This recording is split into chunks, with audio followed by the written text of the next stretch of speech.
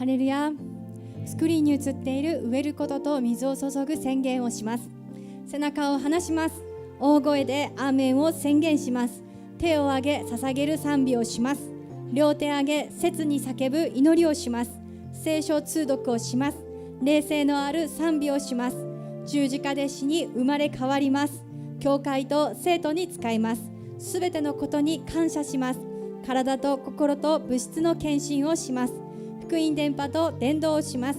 命をかけて捧げる礼拝にします。信仰によって立ち上がります。信仰によって前進します。恐れずにただ御言葉を信じます。行動を持って実践します。倒れてももう一度立ち上がります。与えられるまで求めます。見つかるまで探します。門が開かれるまで叩きます。アーメン。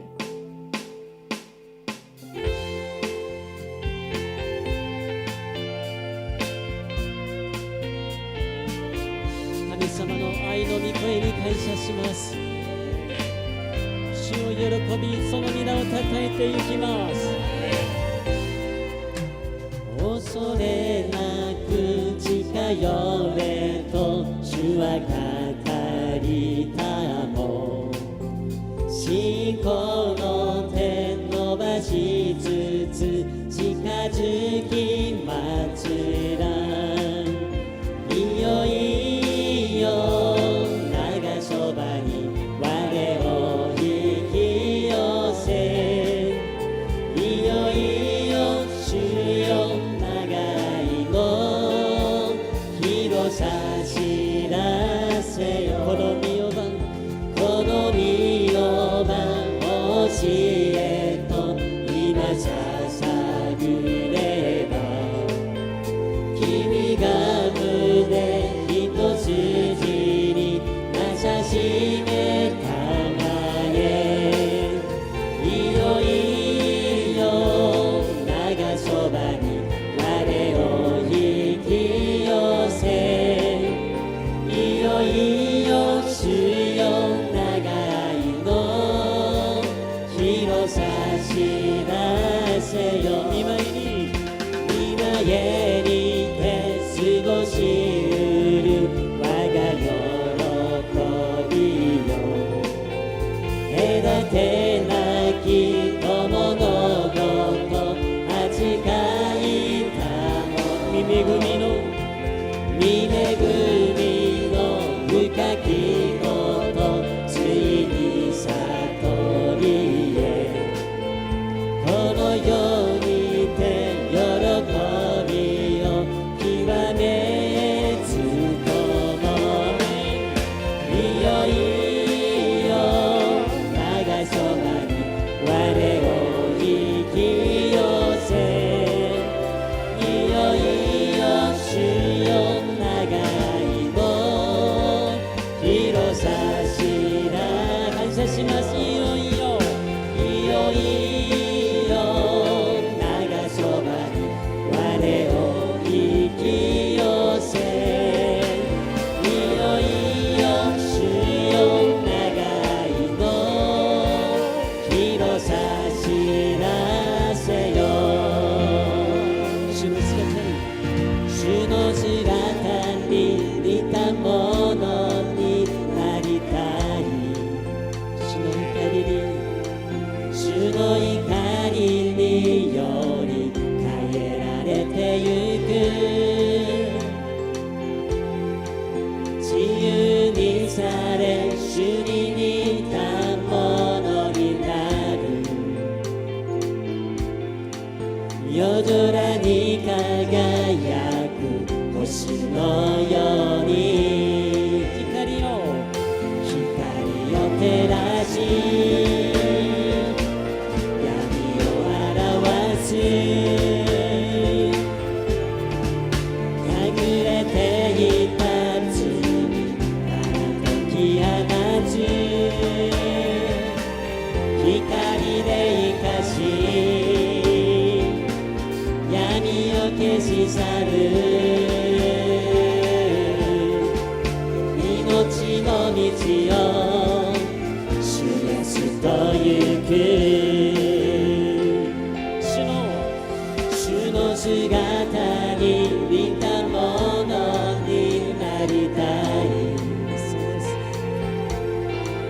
主の光により変えられてゆく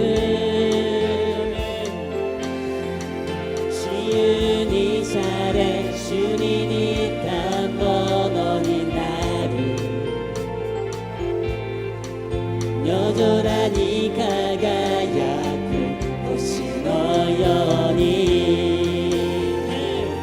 光を照らし闇を表す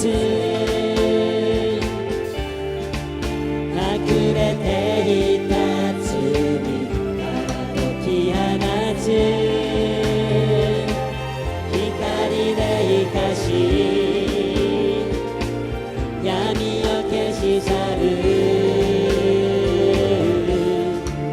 命の道を主イエスと行く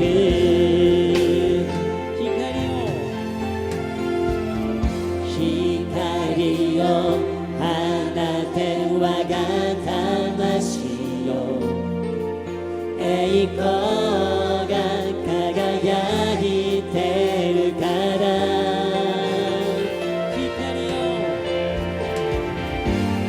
光を放て我が魂よ栄光が輝いてるから光を照らし闇を表す隠れていた罪解き放つ光で生かし闇を消し去る命の道を主イエスと行く光を照らし闇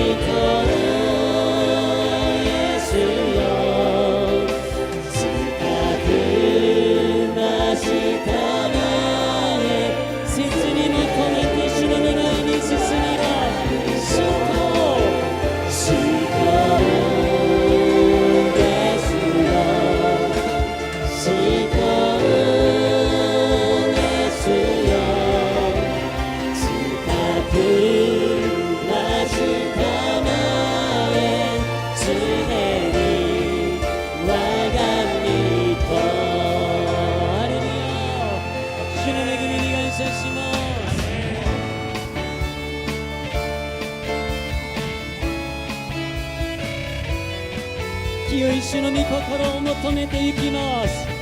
そして感謝で主をたたえます。注いでください。注いでください。御霊の注ぎを満たしてください。御霊、もう一度注いでください。注いでください。御霊の注ぎを満たしてください。御霊の力、御霊に満たされ福音を伝える。御霊に満たされ愛を届ける。やがてその日アブラ備えられたものがイエス様と共に祝宴に入る。やがてその日アブラ備えられたものがイエス様と共に祝宴に入る。感謝を持って求めます。注いでください。御霊の注ぎを満たしてください。御霊の注いでください。注いでください。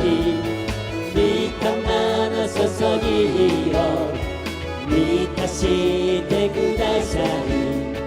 御霊の力、御霊に満たされ福音を伝える。御霊に満たされ愛を届ける。やがてその日アブラ備えられたものがイエス様と共に祝宴に入る。やがてその日アブラ備えられたものがイエス様と共に祝宴にやがてその日アブラ備えられたものがイエス様と共に祝宴に入る。やがてその日アブラ備えられたものがイエス様と共に祝宴に入る。この想い、この体、この心すべてあなただけ褒め歌う。我が光なる主、十字架で示されたその愛のゆえすべてをあなたに主よ捧げる。すべてを投げ出し、すべてを投げ出し、あなたはこの地に来られ示された無条件のその愛、命を捨てることを惜しまなかった。父の御心に従い歩まれた。捧げたその心は私の中に生きてる。この想い、この体、この心すべてあなただけ褒め歌う。我が光なる主、十字架で示されたその愛のゆえすべてをあなたに主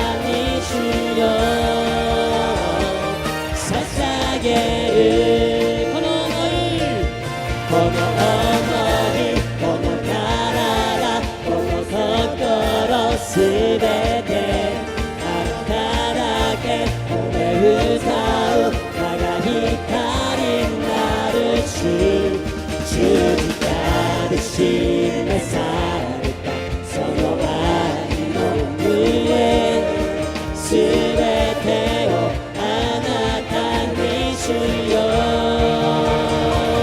捧げるハレルヤ救いの神様主イエスキリストをおめたたえますその恵みと愛を感謝しますハレルヤ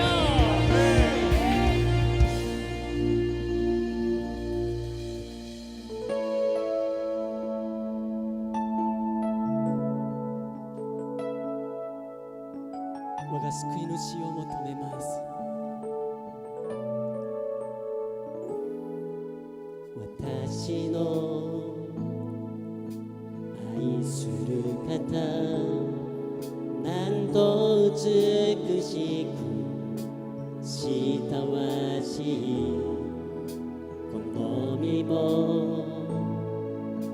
この心もすべてあなたのもの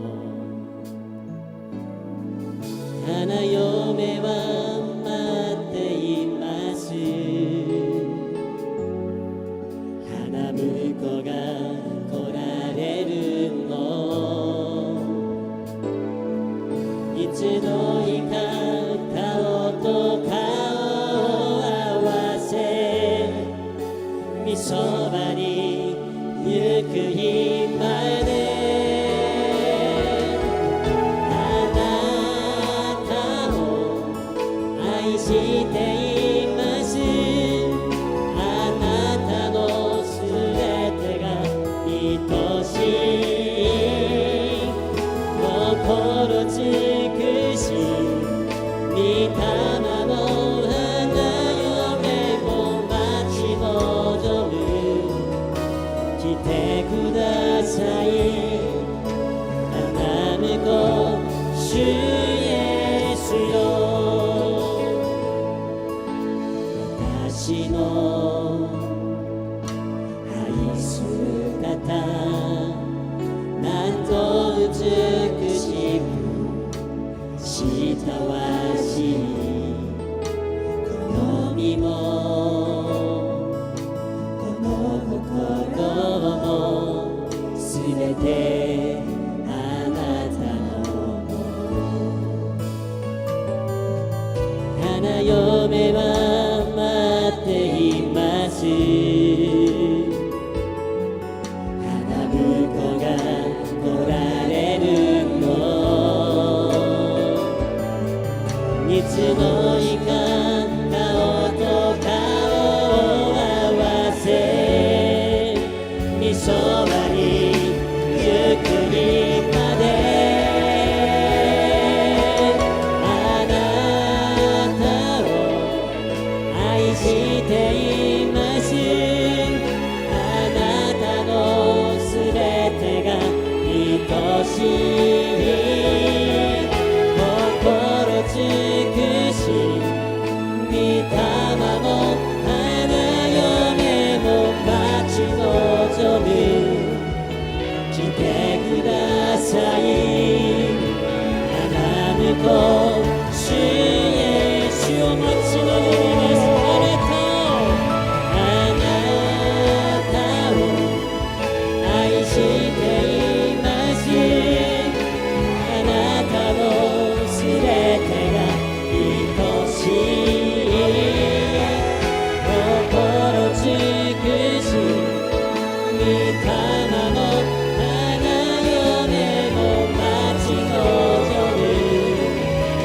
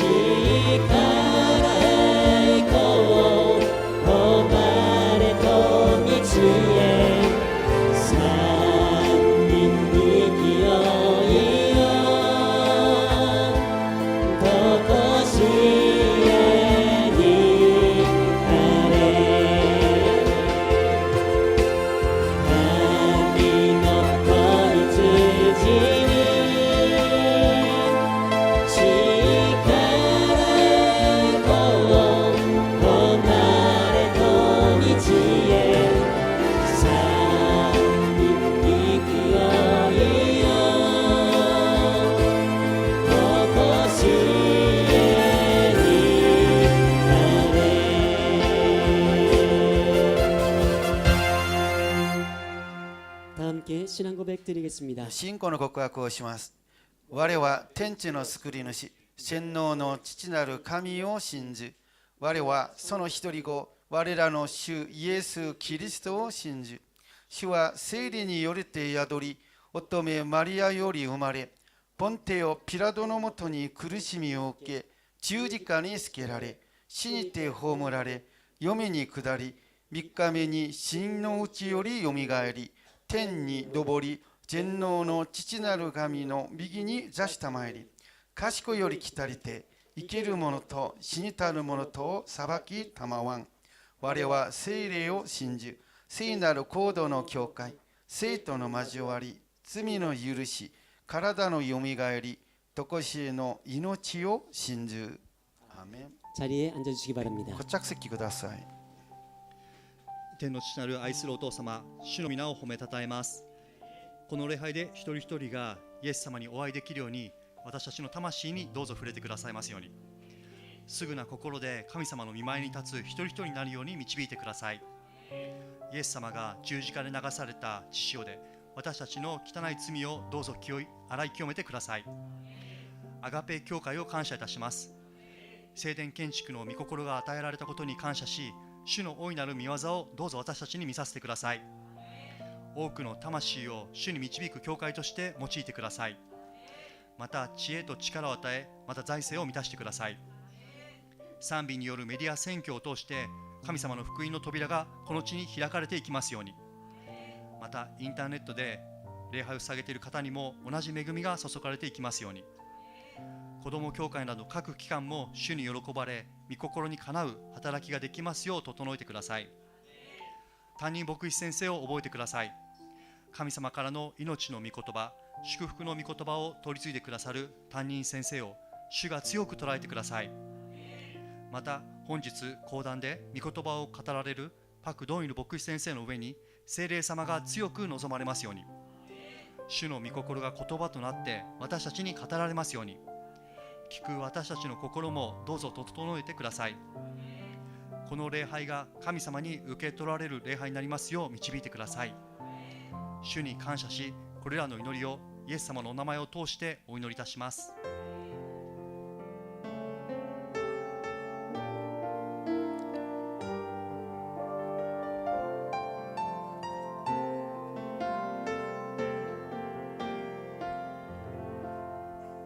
주일 일부 예배를 통해 주시는 하나님 말씀 함께 보시겠습니다. 手術一部礼拝にくださる御言葉を一緒に見たいと思います。 열왕기상 13장 21절에서 24절 말씀입니다. 列王記13章21節から24節の御言葉です。 다 같이 봉독하시겠습니다. ご一緒に朗読しましょう。彼はユダから来た神の人に呼びかけていった。主はこう言われる。あなたは主の言葉に背き、あなたの神主が命じた命令を守らず、引き返して主があなたにパンを食べてはならない、水を飲んではならないといった場所でパンを食べ水を飲んだので、あなたの亡骸はあなたの先祖の墓には入らない。彼はパンを食べ水を飲んだ後、彼が連れ帰った預言者のためにロバに蔵を置いた。その人が出ていくと、獅子が道でその人に会い、その人を殺した。死体は道に放り出され、ロバはそのそばに立っていった。獅子も死体のそばに立っていた。 네. 오늘 이본 말씀을 통해 하나님의 경고라는 제목으로 박동일 목사님 말씀 전해 주시겠습니다. 今日の本文の御言葉を持ちまして、神様の警告というタイトルを持って恵みを分かち合いたいと思います。その前に聖殿建築のために祈りたいと思います。声を合わせて祈ります。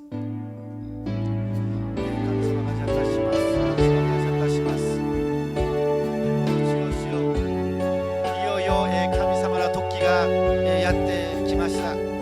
主よ、本当に長部教会に新しい聖殿が与えられたことを心から感謝いたします。主よ、主よ、主よ、登場しよう。主の御心がなされるための計画の一つとしてアガペ教会に聖殿が与えられたことを心から感謝いたします。主よ、私たち心を合わせて、主よ、すべて心を一つにし、物質を一つにし、主よ、聖殿を建てるために心を尽くしていきます。私たち一人一人のさい。主よ主よ主よ、主の御心がなされることを感謝いたします。主のなされることはすべて時にからって美しいから感謝いたします。感謝いたします。主よ主よ主よ、この時間聖霊様、聖霊様働いてください。聖霊様が働いてください。主よ主よ主よ、感謝いたします。このところに共に臨在してくださり、主よ私たち一人一人を捉えてください。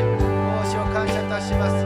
主の教会が、新しい教会がこの日本の地にまた立たれることを心から感謝いたします。感謝いたします。主を感謝いたします。心が一日も早くなされます。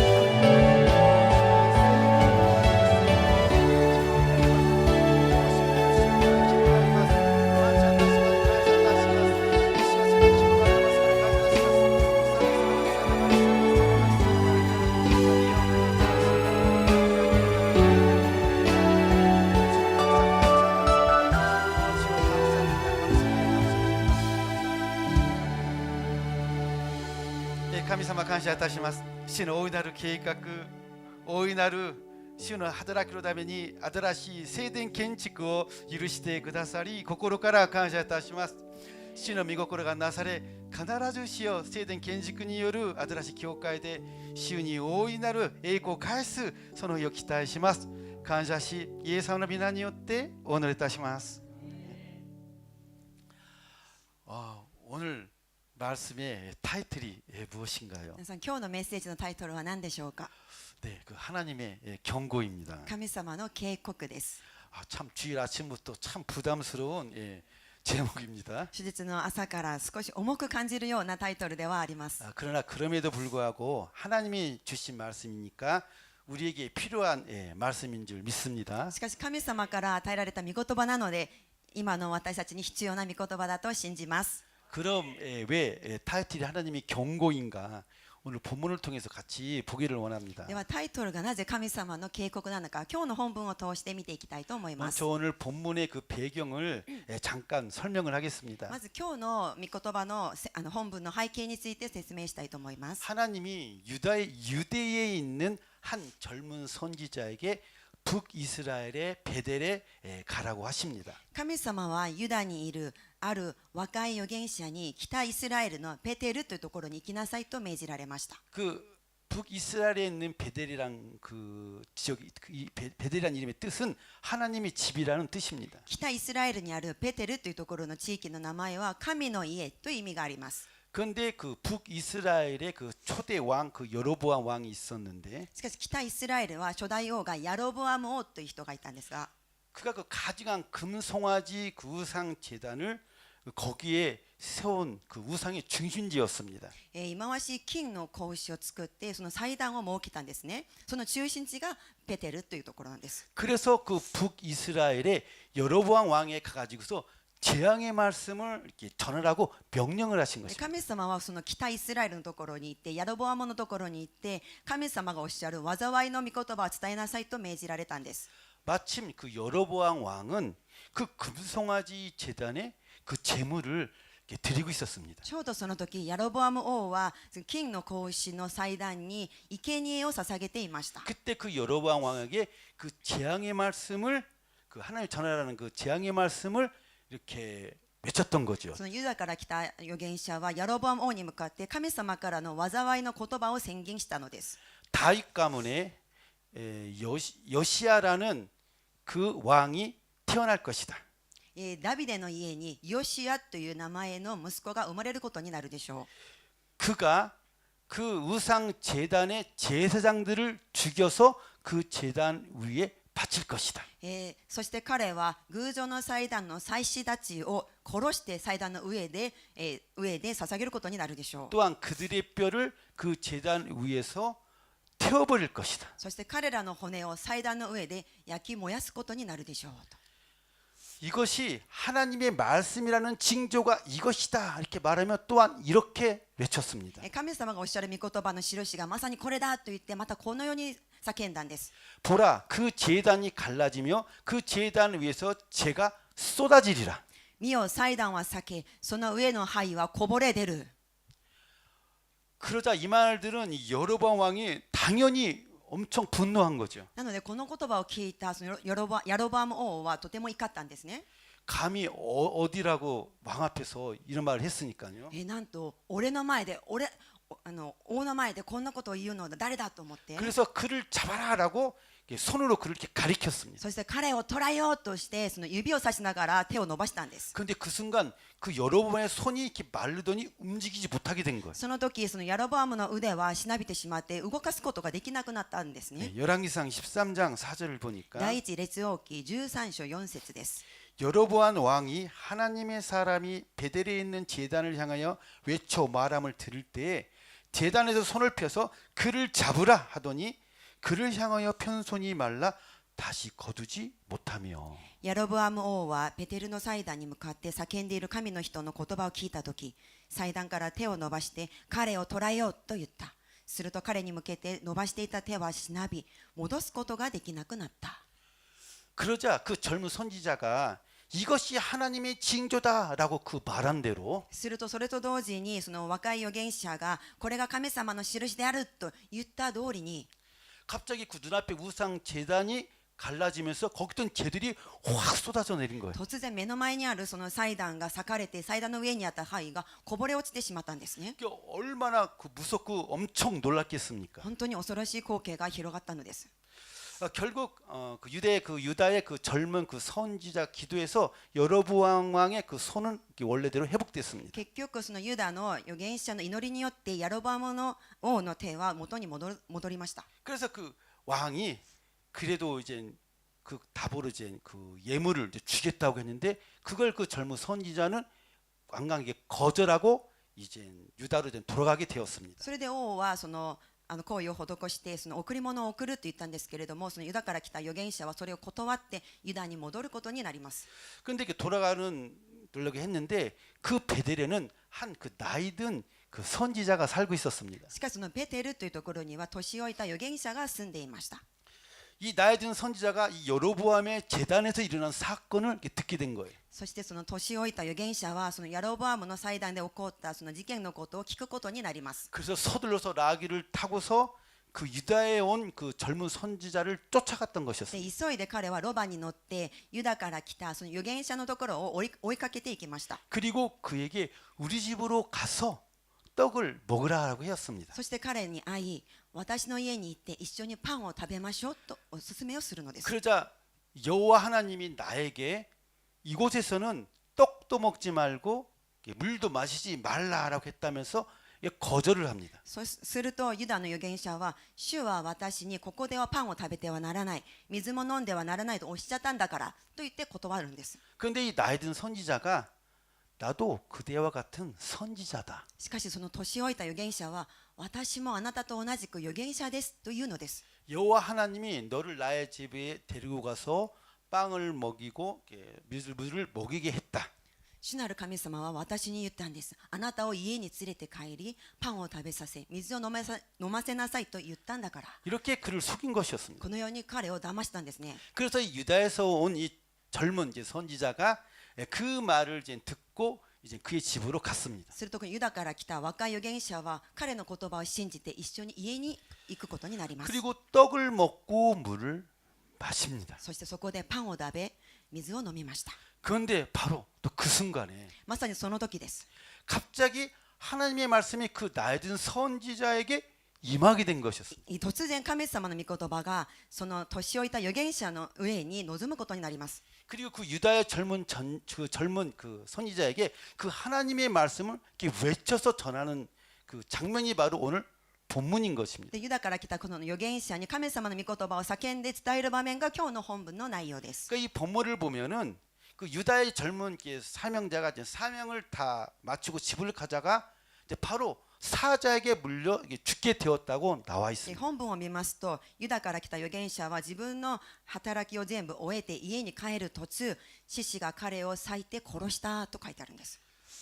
그런데 그 죽은 그 이유가 しかし殺されたその理由というのが、 이곳이죠. 그 베델에서 떡을 먹고 물을 마셨기 때문이라는 것입니다. このペテルというところでパンを食べ水を飲んだからだということでした。 즉 그곳에서 하나님께서 떡을 먹지도 말고 물도 마시지 말라고 했는데 그 하나님의 말씀을 그 말씀을 어겼기 때문이라는 つま 것입니다. りここではパンを食べてはならない、水も飲んではならないという神様の御言葉を破ったからだったんです。 근데 여기서 우리가 보아할 것이 있는데 皆さんここで知るべきとても重要なポイントとなるところがあります。 이 유다의 젊은 그 선지자는 여로보암 왕에게 그 담대하게 단호하게 그 재앙의 말씀을 전했지 ユ 않습니까? ダから来た若い預言者はそのヤロボアム王の前に行って大胆にはっきりと神様からの災いの言葉を宣言したんですね。 사실 이거는 이 젊은 선지자에 있어서 가장 목숨이 위험한 일이었던 こ 것이었어요. れはこの預言者にとっては本当に命に関わるとても危険なことでありました。 그런데 이 일 때문에 결국은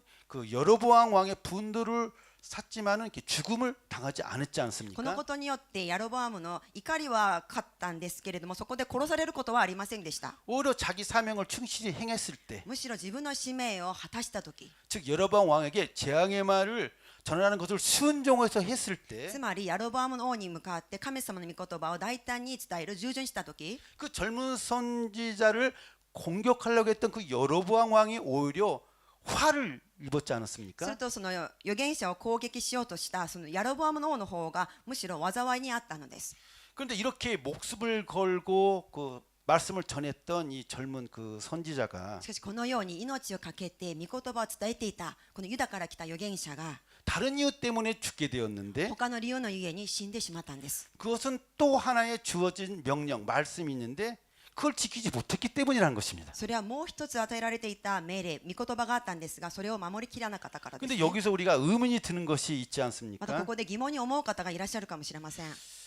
아니 솔직히 하나님의 명령을 어기게 된 것은 그 늙은 선지자에게 그 속아서 이렇게 모르고 그렇게 한 것인데 神様の命令を破ってしまったのはその年老いた預言者に騙されてしまって知らずにやってしまったから破ってしまったことなのに 하나님이 좀 너무하신 거 아닌가라는 생각이 떠오를 수도 있습니다. ここまでされるなんて神様って少しひどくないと思う方がいるかもしれませ 이제 ん。 사실 저도 처음에는 이 부분이 좀 하나님이 좀 너무 심하다라고 이렇게 생각했었습니다. 私もこのところを読むときに神様は少しひどすぎるんじゃないかなと思ったことがありました。 근데 이 부분을 이렇게 묵상하다가 떠오른 것이 있었는데 しかしこのところ黙想する中で思い浮かんだことがあります。 그건 우사가 하나님 복궤가 떨어지는 것을 막으려고 이렇게 손을 대었던 장면이었습니다. それは旧約書に出てくる話なんですけれども、ウザという人が神様の契約の箱が落ちそうになった時、自分の手をそこにつけたんですね。 우사가 복궤에 손을 댔을 때 죽음을 이렇게 당한 것과 같은 거라고 할 수 その 있습니다. 契約の箱に手をつけた時に彼はその場で殺されてしまったんです。それと同じことだということができ 그것이 るんです。 선한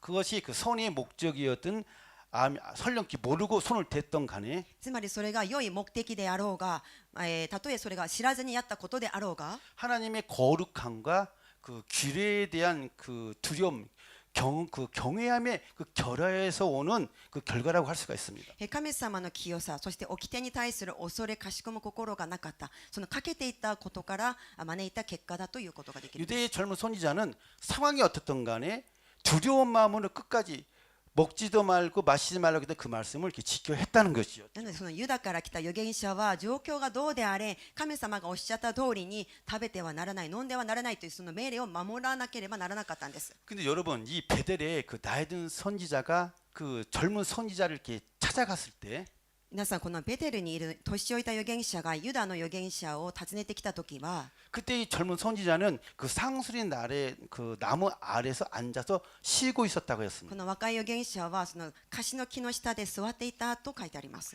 사실 그는 남쪽 유다에서 북쪽 북이스라엘 맨 끝에 있는 베델까지 아주 먼 길을 온 사람입니다. 実は彼は南ユダから北のイスラエルの端っこにあるベテルまでとても長い道のりを旅してきたものなんです。 그리고 정말 목숨을 걸고 긴장감 가운데에서 그 여로보암 왕에게 전할 재앙의 말씀을 전했던 그래서 사실 어떻게 보면 그 번아웃된 그런 상태였던 것이었습니다. それに命を懸けて神様からのその災いの言葉を告げた。それが終わったのでもう燃え尽きてしまって疲れ果てている状態だったと思います。 그러니까 온몸이 지치고 なので体は疲れ果てているし 배도 고프고 お腹も空いてるし 갈증을 느끼는 상태였을 것입니다. そして喉も渇いているそのような状態だったと思います。 그러니까 그거 베델에서는 먹지도 말고 마시지 말라고 한 이 하나님의 명령은 사실 현실적으로는 참 지키기 힘든 고통이었을 것이었습니다. なので彼にとってこのペテルでは食べてはならない飲んではならないという神様の御言葉というのは現実的にはとても厳しくて守り堅い御言葉だったと思います。 그런데 바로 그때 그 나에 든 선지자가 와가지고서 이렇게 거짓말을 한 것이죠. さらにその時に年老いた預言者が現れて嘘の言葉を言ってくるのですね。 한마디로 이제는 하나님이 먹어도 됐다라고 했다는 것입니다. 一言で言うと神様はもう食べてもいいよって言ったんだと言ったんです。 그런데 이 젊은 선지자가 그 늙은 선지자의 말대로 따랐다는 거죠. しかしこの若い預言者はその年老いた預言者が言った通りに従ったのです。 그런데 왜 그랬을까요? なぜ彼はそのようにしたのでしょうか。 왜 그 늙은 선지자의 그 말을 따랐을까요? なぜその年老いた預言者の言葉通りに従ってしまったのでしょうか。 그 나에 든 선지자의 그 거짓말이 지금 나의 이 피곤한 이 상황과 その年老いた預言者が言ったその嘘の言葉が今自分に置かれている自分のその疲れた状況と 내 간절한 배고픔과 목마름의 필요에 너무나도 사실 딱 떨어진 것이었습니다. そして空腹感そして喉が渇いているこのような自分の必要にぴったりな言葉だったからです。 그래서 타협을 하고 거짓말에 속아서 그 집에 쉬면서 떡과 밀을 맞았던 것이었습니다. それで妥協してしまってその家に行ってその言葉に騙されてしまって家に行って一緒に食べて飲んだんです 여러분 ね。 이런 애화가 있습니다. 皆さんこのような例え話があり 어느 ます。 날 악한 영들이 모여서 크리스천 청년들을 무너뜨릴 작전 회의를 하였습니다. ある日悪霊たちが集まってクリスチャン若者を倒す戦略の会議を開きました。 한 악한 영이 노골적으로 교회에 가지 못하도록 제가 막겠습니다. ある 라고 悪霊 했습니다. ある悪霊が言います。私は露骨的に彼が若者たちが教会に行けないように迫害しますと言うんです。 그러니까 박해를 하겠습니다. 라고 迫 했습니다. 害しますと言ったんですね。 그자 대장 그 마귀가 머리를 저으며 이렇게 말을 すると 했습니다. 対象の悪魔は首を横に振りながらこう言うんです。 아니다. 그러면은 그들은 반발해서 더 뜨겁게 기도한다. 違う、そうすると彼らは反発してもっと熱く祈ることになる。 또 다른 악한 영이 그럼 이제 성경 못 읽게 바쁘게 만들겠습니다. 라고 했습니다. 他の悪霊が言いました。じゃあ聖書が読めないように忙しくさせますと言います。 대장 마귀가 머리를 흔들며 또 이렇게 말을 합니다. 対象の悪魔は首を横に振ってこのように言いました。 그것도 잠시지 마음에 죄책감 생겨서 다시 교회에 기도하러 온다. それもしばらくのことだ。もう心に在籍感があるからまた祈りに出てくる。 그러자 가장 교활한 악한 영이 이렇게 말을 하는 거였습니다. そうすると一番狡猾な悪霊がこう言ったんです。 교회에 나가서 예배는 열심히 드리게 하겠습니다. 教会に行かせましょう。礼拝を熱心に捧げるようにしましょ 단 저들이 지치고 힘들 때 う。ただし彼らが疲れている時、大変な時にあった時、 하나님도 네 사정 알잖아. 神様もあなたの事情をよく知ってるんだから、 이번 한 번쯤은 타협해도 돼. 거- 이렇게 합리화를 심어놓겠습니다. 今回一度だけは妥協していいんだよ。このように正当化する心を入れましょう。 그러자 대장 마귀가 빙그레 웃으며 칭찬했다는 이야기입니다. すると大将の悪魔はにっこりと笑って褒めたという話があります。 여러분 마귀는 그 믿음을 통째로 다 버려라 라고 말하는 것이 皆 아니라 さん悪魔は信仰そのものを捨てなさいとは言わないんです。 100%의 그 순종에 100% の従順に 네 형편이 이러니까 라고 1%의 그 합리화를 섞어 넘어뜨린다는 것입니다. あなたの事情がこうなんだから今こういう状況だからといって 1% の人間的な正当化を入れてずまつかせようとするのです。 왕에게 재앙의 말씀을 선포했고 ヤロボアム王に災いの言葉を宣言し、 왕의 호의와 그 예물을 거부했던 그 대단한 그 공로가 その王からの行為贈り物をすべて断っていったその素晴らしい功労が、 마지막에 그 타협함으로써 最後に妥協することによって、 그래서 불순종함으로써 それで不従順することによって 모든 것이 헛사가 되고 저 비극을 맞이하게 되었다는 す 거죠. べてが台無しになってしまって悲劇を迎えることになってしまったのです。 근데 여러분 오늘 본문의 열왕기왕 13장에서 주의 깊게 볼 말씀이 있습니다. 今日の本文の御言葉である第一列王記13章でよく注意して見てほしい箇所があります。 그것은 13장 18절입니다. それは13章18節の御言葉です。 그가 그 사람에게 이르되 나도 그대와 같은 선지자라 천사가 여호와의 말씀으로 내게 이르기를 그를 내 집으로 데리고 돌아가서 그에게 떡을 먹이고 물을 마시게 하라 하였느니라 하니 이는 그 사람을 속임이라. 彼はその人に言った。私もあなたと同じく預言者です。御使いが主の言葉を受けて私にその人をあなたの家に連れ帰りパンを食べさせ水を飲ませようと告げました。こうして彼はその人を騙した。 그 나아진 선지자가 천사가 여호와의 말씀으로 내게 이르기를 이렇게 말하며 그 영적인 거짓말을 했을 때 その年老いた預言者が御使いが主の言葉を受けて私にこのように声かけてきたんですね。 그때 이 하나님의 성경 말씀은 이는 그 사람을 속임이라 라는 사실을 이렇게 폭로했다는 そ 것입니다. の最後のところを見ますとこうして彼はその人を騙したとその事実を証ししているのです。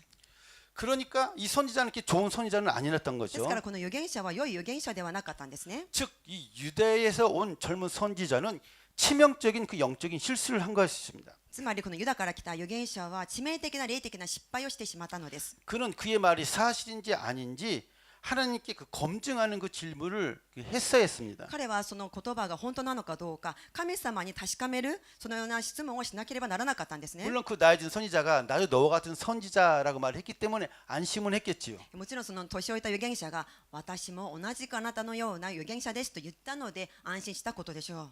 그러나 하나님으로부터 왕을 향한 제약의 말씀을 받은 것도 자신이요. しかし神様からその災いの言葉を受け取ったのも自分自身であり 그곳에서 먹지도 마시지 말라는 그 말도 받은 거는 자기 자신이었습니다. そしてそこで食べてはならない飲んではならないという御言葉を受け取ったのも自分自身だったんです。 그 하나님이 나에게 다이렉트로 주신 말씀이 아직 가슴 속에 살아 있었을 それに 텐데 神様から自分に直接言ってくださったその御言葉がまだ心の中に残っているのにもかかわらず 다른 사람의 말을 믿어버리고 그 타협을 해버렸던 거죠. 他の人の言葉をそれ以上に信じてしまって妥協してしまったのです。 두 번째 말씀을 타협해버린 2 거였습니다. 番目の命令を妥協してしまったんですね。 근데 여러분 하나님은 왜 그 베델에서 너는 빵도 먹지 말고 물도 먹지 말라고 이렇게 말씀하셨던 것일까요? さあなぜ神様はそのペテルというところで食べてはならない飲んではならないという命令をおっしゃったのでしょうか。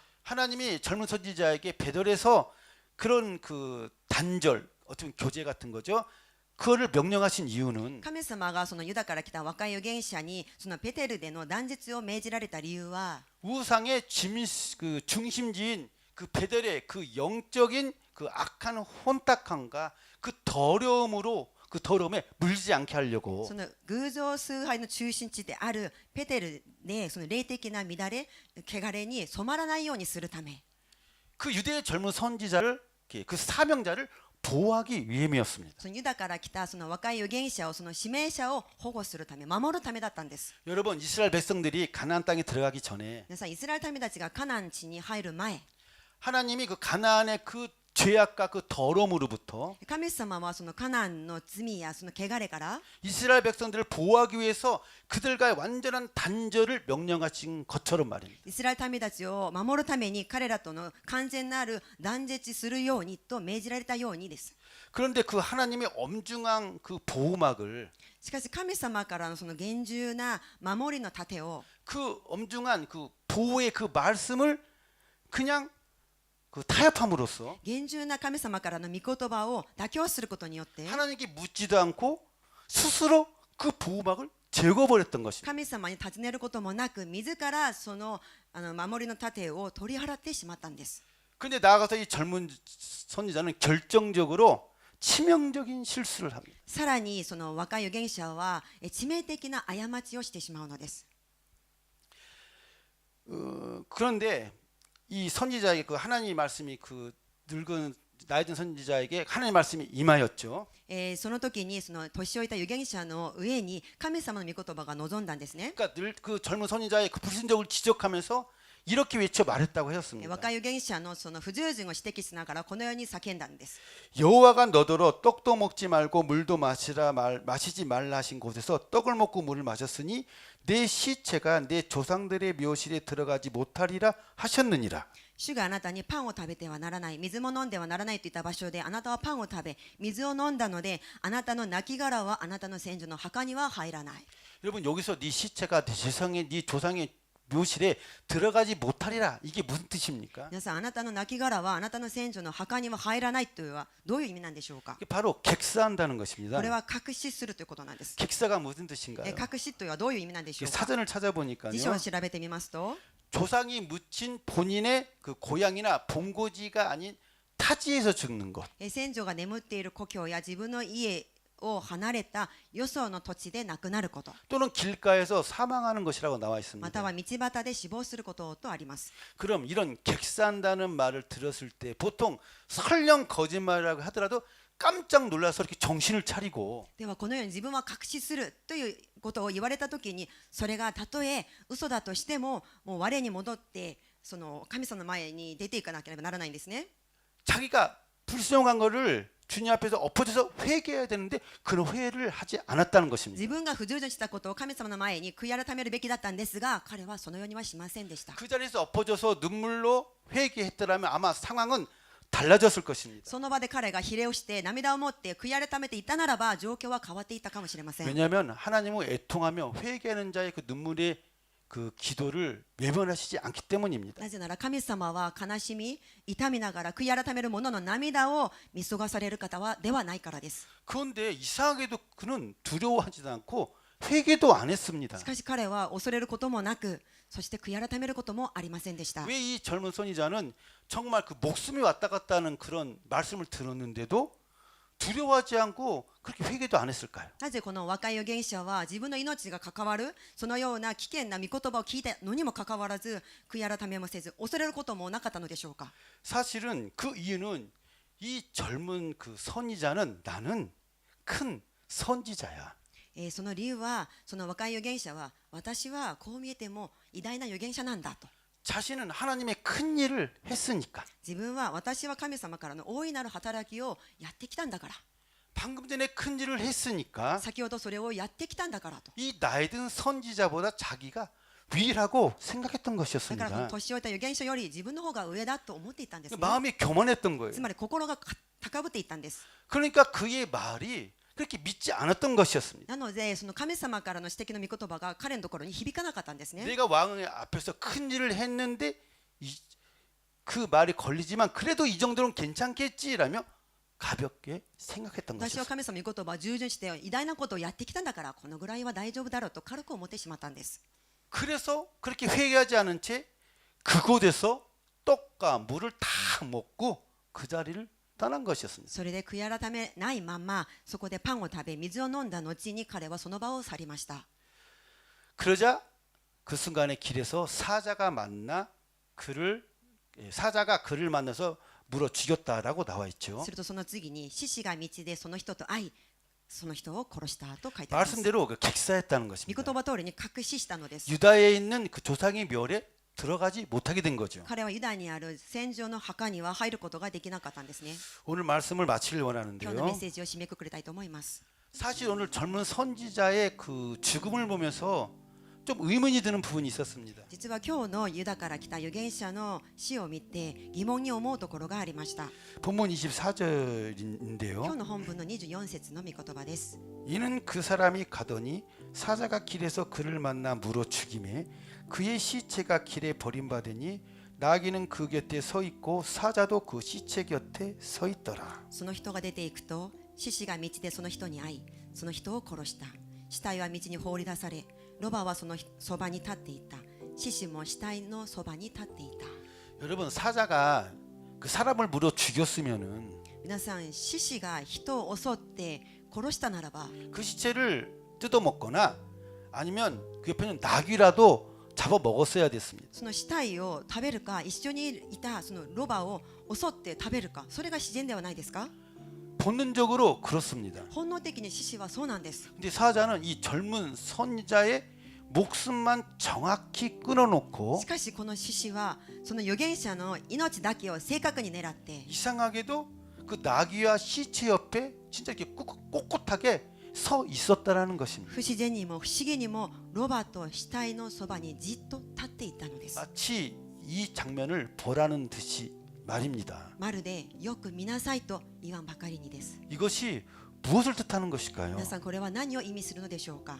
그러니까 이것은 우연한 사고가 아니라 ですからこれは偶然起きた事故ではなく、 운이 나빠서 사자에게 당한 것이 아니라 運が悪くて獅子に襲われたのではなく、 하나님 말씀을 끝까지 지키지 않은 선지자에게 집행된 神様の御言葉を最後まで守りきることができなかった預言者に執行された 여호와 하나님의 맹렬한 공의의 심판이었음을 이스라엘 백성들에게 보여주는 것이었어요. 主なる神様の猛烈な抗議の裁きだということをイスラエル民たちに示しているものなんです。 선지자에게 있어서 預言者にとって、 사명을 가진 자에게 있어서 使命を持っている人にとって、 하나님의 말씀에 대한 불순종은 神様の御言葉に対する不従順は 값싼 은혜와 적당한 봐주기가 결단코 없음을 선언하는 하나님의 경고라는 것입니다. 安易な恵みや多めに見てあげる、そういうことは決してないことを宣言する神様の警告なんです。 그러면 여러분 바라옵기는 우리도 그 하나님을 두렵고 좀 경외하는 마음으로 ですから皆さん、私たちも神様を恐れかしこむ心を持って、 이제 겸손히 나에게 주신 말씀을 끝까지 지키는 자가 되길 주님 이름으로 축원합니다. 謙遜に私に与えられた神様からの御言葉を最後まで守っていくものになることをお願いします。 혹시 이 시간 이미 하나님께서 나에게 그 말씀하신 것이 있는데 그것을 이렇게 어기고 계신 분 계십니까? もしこの時間、神様から与えられた御言葉があるのにもかかわらず、それを破っている方が、従わない方がいるんでしょうか。 하나님 말씀을 회피하거나 주저하고 계신 분 神様 계십니까? の御言葉に対して逃げたりためらったりする方がいるんでしょうか。 아니면 계속 밀고 계신 분 ま 계십니까? たは先延ばしにしている方がいるんでしょうか。 아니면 어느 부분은 순종하고 어느 부분은 순종하지 않는 분 また 계십니까? はあるところは従順し、あるところは従順しないという方がいるんでしょうか。 그렇다면 오늘 본문에 유다에서 온 그 젊은 선지자의 죽음을 통해서 だとしたら、今日の本文に書いてあるユダから来た若い預言者の死を通して、 그 하나님의 경고를 기억하는 자가 되길 원합니다. 神様の警告を心に留めていただきたいんです。 그래서 원하옵기는 이 마지막 때에 정말 죽도록 충성해서 주신 사명을 온전히 우리가 이루고 願わくはこの終わりの時に死に至るまで忠誠を尽くして任された使命を完全に果たしていき、 또한 나에게 말씀하신 그 하나님의 말씀을 절대 우리가 어기지 말고 そして自分に与えられた神様の御言葉を最後まで守りきる、 마지막까지 끝까지 겸손히 지켜 행하는 자가 되길 원합니다. 最後まで謙遜に守り抜いていくものになることをお願いします。 그래서 그날에 주님 앞에서 それでその日、主の前に立った時、 잘하였도다 착하고 충성된 종아라는 칭찬을 받으며 よくやった、忠実なしもべよと褒められる。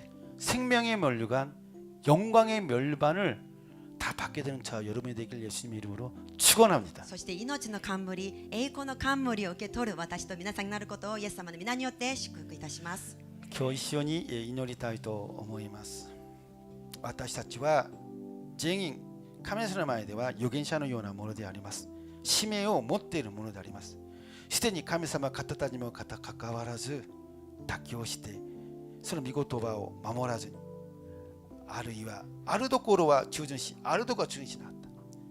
それで大丈夫だろうとこの傲慢な心があるかどうか、この終わりの時に神様に自分に振り返って悔い改めるべきものは悔い改めて守っていきますと、この時間主に会うその日によくやった忠実なしもべよと褒められることを心に込め、この時間一緒に祈っていきたいと思います。主を一生して祈っていきましょう。主よ、主よ、主よ、お主よ、主よ、ラッサラバラ、主よ、主よ、主よ、主よ、主よ。まず私たちは神様の御言葉、神様の気を第一に優先するべきです。どんなことがあっても妥協してはいけません。神様の御言葉、ある言葉は重要で、ある御言葉は重要でない御言葉はありません。すでに与えた御言葉に対して傲慢にせずに、人の言葉に耳を貸してもいいしな。私にくださった言葉、私がもらった御言葉を最後まで与えた御言葉一つ一つを守り行うものになりますように、主を恐れるものになる。このユダヤに来たこの若い預言者の神様の警告を心に刻むことができるように、その言葉を心に刻みます。ま私たちが求めるべきもの、行うべきものを行うものになるようにして捉えてください、捉えてください。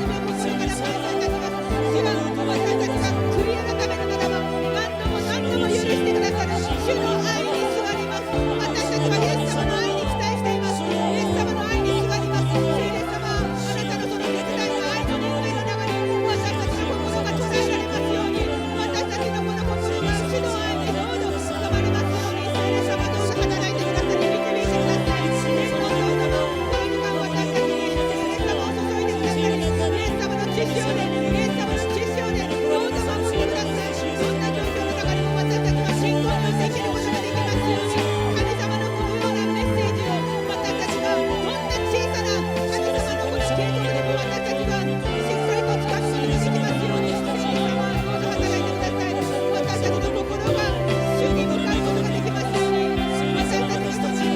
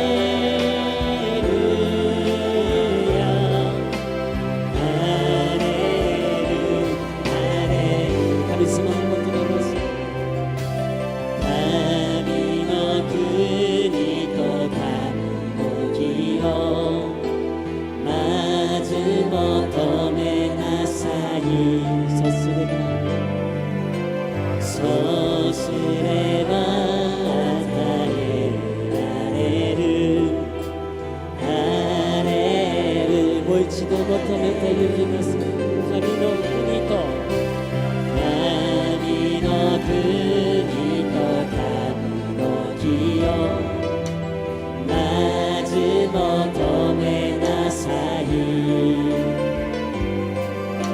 そうすれば与えられるハレルハレル感謝してハレルヤハレル御言葉に感謝します。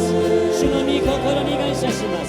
ハレルヤハレルヤ命も御心に感謝します。そして告白します。人はパンで人はパンで生きられる神の御言葉でそうです。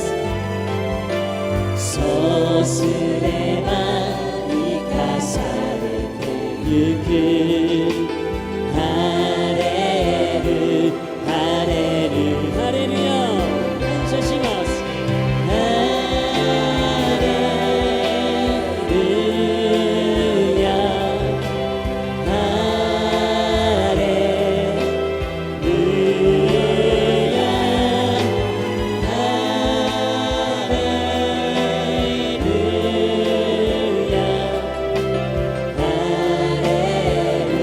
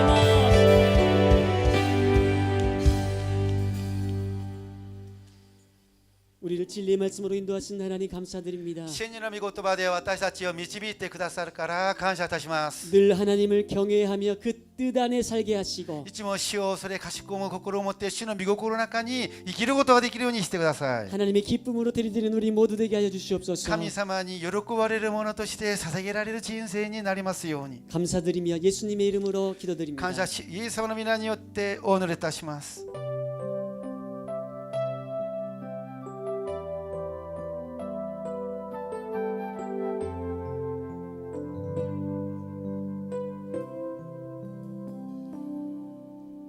御言葉の前に立ち恐れかしこむ御言葉を心に刻み従う力ある御言葉は私たちを清くするまことなる御言葉はとこしえに語られる主の言葉を添えるもの命をかけるもの探しておられる主の約束を信じ主の言葉にすべてをかけ従い歩むものよ永遠の主の国を立てる教会よ立ち上がれすべての人を救う主の御言葉に心尽くして従い歩もう主の言葉を添えるもの命をかけるもの探しておられる主の約束を信じ主の言葉にすべてをかけ従い歩むものよ永遠の主の国を立てる教会よ立ち上が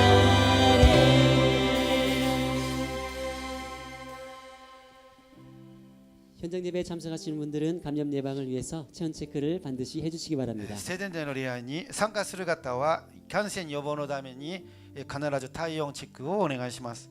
그리고 아가페 교회 성전 건축을 위해서 そしてアガペ教会の聖殿建築のために 또 부흥과 성장을 위해서 중보기도 부탁드립니다. リバイバルと成長のためにもお祈りをお願いします。 그리고 담임 목사님과 교회 모든 성도님들 그리고 교육자들의 건강을 위해서 중보기도 부탁드립니다. そして担任牧師先生全生徒の方また教育者の健康のためにもお祈りをお願いします。 그리고 이번 주에 생일을 맞이하는 성도님이 またお 있습니다. 誕生日を迎える方がいます。 8월 7일은 대연아 양의 생일입니다. 8月7日はペヒョナちゃんのお誕生日です。 주님의 이름으로 축하드립니다. 主の皆によっておめでとうございます。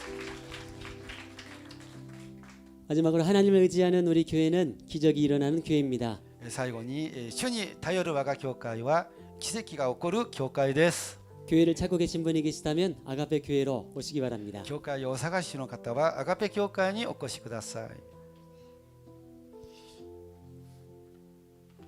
할렐루야.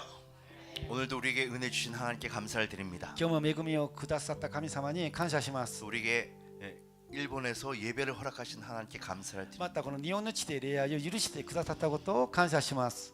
우리가 살다 보면은 이게 하나님의 경고인가라고 느낄 때도 있죠. 私たちは人生の中でこれって神様からの警告と感じる時があるんですね。 설마 이건 경고가 아닐 거야. じゃあまさか警告ではないだろ 이렇게 생각할 때는 100% 경고입니다, 여러분. う。こう思う時には 100% 警告なんです。 자꾸 이거 아닐 거라고 스스로 막 스스로 막 자기한테 주문을 걸지 마세요. ないだろうないだろうと自分にしきに言い聞かせないでくださいね。 작은 거라도요. 皆さん小さな些細なことでも 하나님은 사인을 주십니다. 神様からの合図サインがあるんですよ。 근데 이 경고라고 하는 し 것은 かしこの警告というのは 말이 무섭게 경고지만 言葉としては怖いんですよね。警告。 우리에게 주시는 사인은 しかし私たちの神様の合図 그것이 サインは 말씀이든 それが御言葉であれ 사람을 통해서 人を通してであれ 환경을 통해서 環境を通してであれ 하나님이 주시는 그 사인은 神様からのサインは 우리를 무너뜨리려고 하는 사인이 아닙니다. 私たちを打ちのめすために倒すためのものではありません。 우리를 살리시려고 하는 사인이 私たちを生かすためのサイン合図なんですね。 성경의 말씀들을 보면 여러 가지 사인들이 나오죠. 聖書に 하나님의 はいろん 말씀. な神様からのサインがあります。 근데 다윗처럼 しかしダビデのように 니누에처럼 ディネベのように 회개하라고 말씀 그냥 요나 선지자가 그냥 건성으로 전하기 싫은 거 억지로 전하는 그 회개하라고 하는 그 つ 말씀에 まり預言者預言がディネベに行って本当に心も込めてなくてもう悔い改めなさいと伝えたんですけれども 왕에서부터 짐승까지 しかしその聞いてこのディネベの王から家畜まで 금식을 하면서 약간 하나님 단기가- 앞에 회개로 短 나갔을 日 때 が宣言されもう短日さんの神様にはで悔い改めをしたんですね。 그들에겐 회복의 사역이 일어났어요. すると彼らに神様からの回復が起きたんです。 다윗이 하나님 앞에 말씀을 듣고 눈물을 적시면서 꼬꾸라지면서 겸손히 하나님 앞에 회개했을 때 ダビデが預言者から父に指摘された時にその時にもう泣き崩れて悔い改めた時に、許されましたね。 그때 회복이 일어났어요. その時に回復が起きたんです。 하나님의 사인들은요 皆さん神様からのサインは 우리를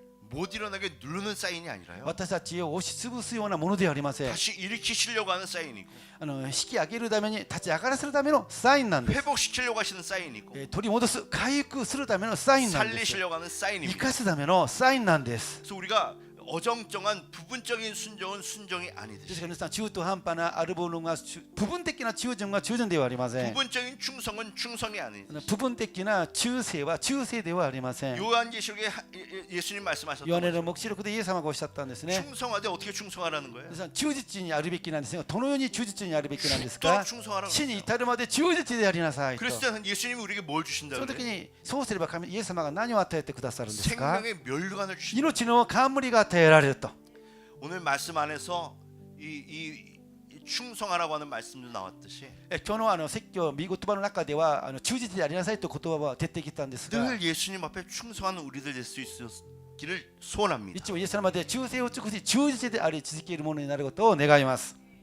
특히 마지막 때는 더 그래요. 特に終わりの時はなおさらのことなんです。 예수님께서 마태복음에 イ 보면요. エス様がマタイの福音書を見ると 마지막 때 이런 일이 있을 거라고 終わりの 말씀하셨어요. 時にはこういうことが起きるとおっしゃったんです 그때 ね。 제자들이 물었어요. その時に弟子たちが聞いたんですね。 예수님 그때가 언제입니까? 마지막 때가 イエス 언제입니까? 様はその日はいつですか、終わりの日っていつなんですかと聞くんです。 그때 예수님 뭐라고 そ 하셨어요? の時イエス様は何とおっしゃったんですか。 언제다 이런 걸 얘기하시는 것이 아니라 それは時いつかそのことに触れたのではありません。 너희는 미혹되지 않도록 あ 조심하라. なた方は惑わされないように気をつけなさい。 마지막으로 가면 갈수록 終わりの時代に近づけば近づくほど 미혹의 영은 강하게 역사하고 있고 惑わしの霊は強く働き、 그런 가운데 우리가 충성하냐 충성하지 못하냐 その中で私は主に忠実でいられるかどうか、 우리가 하나님의 사인으로 보냐 아니면 전혀 다른 것으로 보느냐 神様からのサインもサインとして受け止めるか違うものと受け止めるか、 이것은 우리가 미혹되지 않느냐 예수님만 바라보고 있느냐 이거에 달려 있는 거예요. これは私たちが惑わされているか惑わされずにイエス様だけ導いているかどうかに関わるんです。 또 마지막에 갈수록요. また終わりに俺の死に行けば行くほど 하나님의 사인을 보면요. 神様からのサインを見ると 그것을 순복하고 회개하는 것이 아니라 それをサインを見てこう悔やってみるんじゃなくて 어떻게 한다 그래요? どうすると書いてあります 오히려 か 하나님을 대적한다. むしろ神様に立ち向かうと書いてあります。 하나님의 말씀을 잘라버린다. 神様の御言葉を切り捨てるんで 거기서 끝나지 않고 またそれでとどまることなく 오히려 하나님을 욕한다는 거예요. むしろ神様に対して罵るんです。 그리고 하나님 반대편으로 달려간다는 거예요. また神様からの反対側に向かって行ってしまうんです。 마지막 시대의 모습이라 그랬어요. 終わりの時代のこれが姿だ。 우리가 정말 구원의 길로 걸어가고 私たちは本当に救いの道に歩み 천국에 소망을 둔 사람이라고 한다면 天国に希望を置いている人であるならば 하나님의 작은 말씀에도 神様の小さな言葉であったとして 하나님의 も 작은 사인이라 神様からの小さなサインがあったとしても 작은 것을 보지 않고 それを小さなものと見なさず 하나님이 지금 나를 보고 계시는 今神様が私を見つめておられる 하나님의 마음이구나 神様からの心なんだな 라고 알고 자기를 と 살피면서 受け止めて自分を振り返ってみて 예수의 보혈로 イエス様の血潮によって 성령의 불론 聖霊の火で 나를 정결케 하면서 また自分自身を清めていただき 회개로 나아가는 우리들 되어야 될 줄 믿습니다. 悔やために進むものになるべきことであることを信じましょ 특히 마지막 때에 う。特に終わりの時には 우리에게 회개가 없다면 私たちに悔い改めがないとしたら 소망이 없습니다. 希望がありません。 늘 예수의 보혈로 いつもイエス様の血潮 성령의 불로 聖霊の火で 나를 정결케 하는 自分自身を清めていく 늘 주님 앞에 바로 서 있는 그런 자기의 모습을 보면서 いつも主の御前に正しく立つ自分の姿を見て 성경의 말씀 따라 신앙생활하는 저와 여러분 될 수 있기를 주님의 이름으로 축원합니다. 聖書にある御言葉通りに信仰生活することを主の皆によって祝福します。 아멘. アーメ 예, 이제 성전 건축의 선포가 한지 한 달이 지났습니다. ン。皆さん、聖殿建築の宣言をしてからちょうど1ヶ月過ぎました。 그리고 이제 10월달 서사라 목사님의 그 성회가 저도 이제 2달 남았어요. そして10月のソサラ牧師先生の聖会が2ヶ月ぐらい残っています。 예전서부터 교육자들이 일주일에 7번 모여서 기도회를 가졌습니다. 以前は週に7回教育者たちが集まって祈りをしたんですね。 화요일서부터 금요일 火曜日から金曜日、 매일 아침 9시 20분부터 11시까지 朝9時 본인이 하고 있으면서도 몰라. 더 먼저 와서 그런가? 9시 20분서부터 11시까지 기도를 9時 했어요. 20分から11 예, 예. 11時まで祈りをしています。 아니 매일 하시는 분이 웃기네 진짜. 그리고 목요일 날 우리 푸니마 워십이 끝나면 また木曜プニマワシフリアが終わったら 이제 9시 반부터 10시 반까지 기도를 하세요. プニマリアが終わってから9時半から10時半まで祈りを捧げてます。 그리고 금요일 날 또 아침에 기도하고 저녁 때 밤에는 밤 10시부터 12시까지 기도를 합니다. また金曜日にも朝方祈って、また夜にも祈ってます。 또 토요일은 저녁 7시부터 8시까지 기도를 また土 해왔습니다. 曜日は午後7時から8時まで祈りを捧げています。 아가페 교회가 오늘까지 이렇게 올 수 있었던 이유는 アガペ教会が今日まで来ることができた理由は、 성도 여러분들의 기도와 生徒の皆さんの祈り、 헌신된 ま 믿음과 た献身の信仰、 또 이 간절한 교육자들이 이 기도 모임이 있었기 때문이라고 저는 また切 믿습니다. なる教育者たちの祈りによるものだと私は信じています。 말씀드렸던 것처럼 申し上げたように、 우리에게 성전 건축이 선포되어졌고 私たちに聖殿建築が宣言されました。 2달 앞으로 성회가 また 다가왔습니다. 2ヶ月後には聖会があります。 그래서 교육자들뿐만이 아니라 それで教育者だけではなく 우리 、 성도님들과 함께 합심해서 生徒の皆さんと一緒に心を合わせ、 전력으로 기도해야 될 때인 거라고 心を 생각합니다. 尽くし祈るべき時期だと思っています。 그래서 여러분들이 시간이 허락된다면 ですから皆さんの時間が許す限り、 목, 금, 토 이 저녁 때는 함께 모여서 합심해서 少 기도하겠습니다. なくともこの木曜日、金曜日、土曜日、この時間帯には一緒に出て祈りたいもんですね。 목요일 밤, 금요일 밤, 토요일 밤. 木曜日の夜、そして金曜日夜、土曜日夜ですね。午後ですね。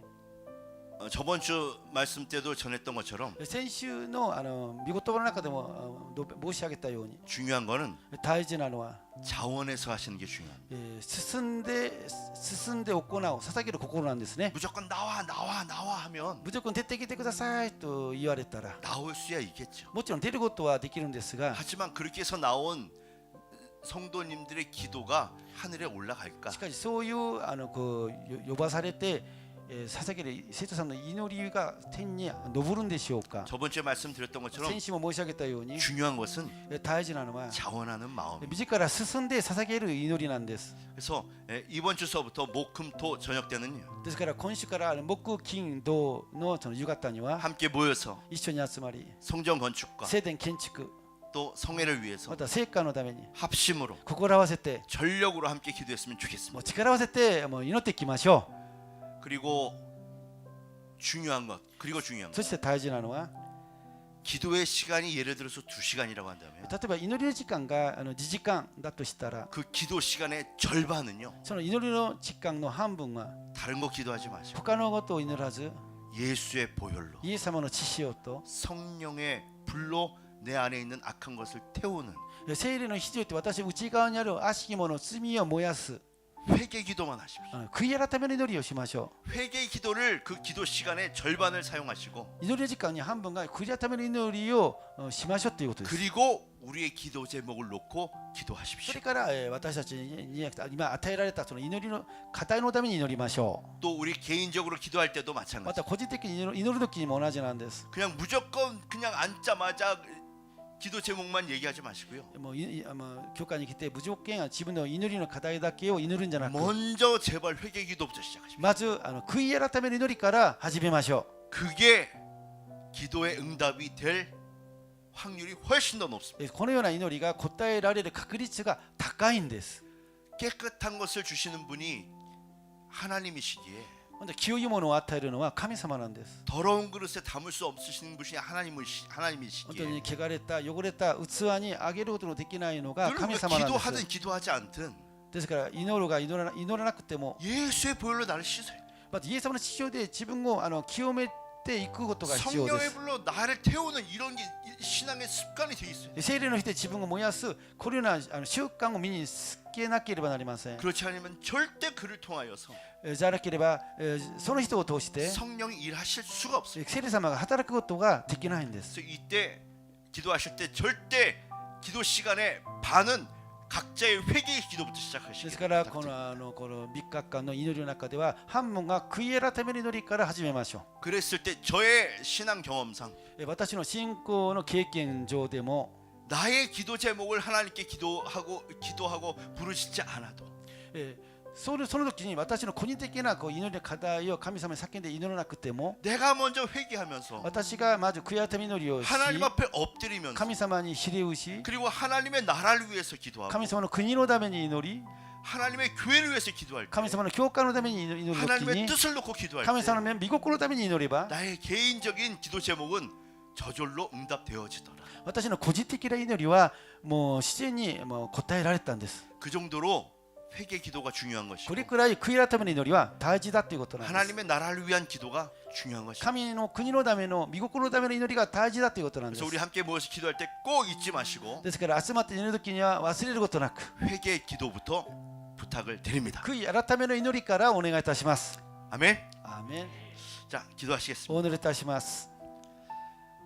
살아서 역사하시는 전능하신 하나님 生き 아버지 ておられ働かれる全能なる神様、 예수님을 가장 사랑하기 イエス様を一番愛してますから、 그 사랑하는 마음을 가지고 本当そのような愛を持って 예배로 모였습니다. 礼拝に徹っています。 정성껏 준비한 예물 주님 앞에 ま 올렸사오니 た真心を込めて用意した捧げ物も捧げました。 주님 기뻐 받아 주시옵시고 主よどうか喜んで受け取ってください。 그 드린 손길들을 ま 기억하시고 た捧げた一人一人を覚えてください。 삶 속에서 늘 주님의 인도하심과 生活の中でいつも主の導 도우심 きと、 속에서 살아가게 하시고 助けの中で生きることができるようにしてください。 30배, 60배, 100배의 열매를 허락받는 복된 자녀들로 서게 하옵소서. 30倍、60倍、100倍の実が結ばれる祝福が与えられますように。 받은 축복으로는 いただいた祝福を持って、 나누고 베풀고 선교하는 복된 하나님의 자녀로 살게 하옵소서. 分け与え施す本当に祝福ある子供として働くことができますように 감사드리며 우리 주 예수 그리스도 이름으로 축복하고 축복하며 기도드리옵나이다. 感謝し主イエスキリストの皆によって祝福し祝福しお祈りいたします。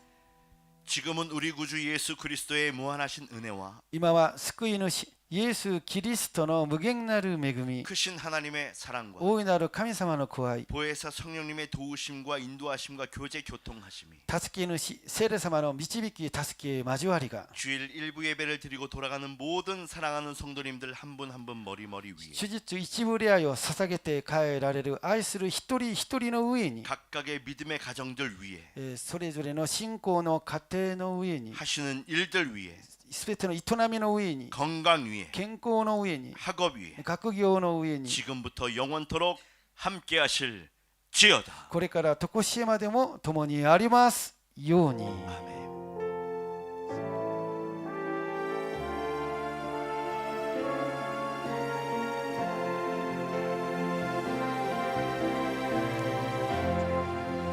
ハレルヤ、すべての栄光を神様に返します。